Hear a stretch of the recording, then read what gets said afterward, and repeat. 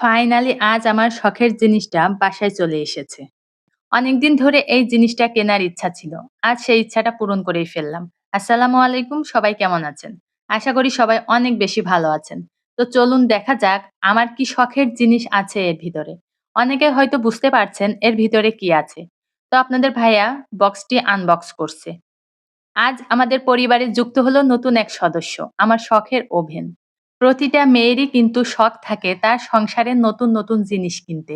প্রতিটা মেয়ের মনেই তার নিজের সংসারকে সুন্দরভাবে গুছিয়ে তোলার এক জন্মগত শখ থাকে। আমিও কিন্তু তার ব্যতিক্রম নই। আমার সংসারের জন্য নতুন নতুন জিনিস কিনতে অনেক বেশি ভালো লাগে। আমি আগে শুধু নতুন নতুন ড্রেস কিনতাম, কিন্তু এখন আর সেই শখটা নেই। এখন শুধু মনে হয় সংসারের জন্য নতুন নতুন জিনিস কিনি। ওভেনটা রাখার জন্য সুন্দর একটা র‍্যাকও নিয়েছি। আপনাদের ভাইয়া র‍্যাকের মধ্যে ওভেনটি সেট করছে। র‍্যাকটা আমার খুব পছন্দ হয়েছে। কালারটা অনেক সুন্দর।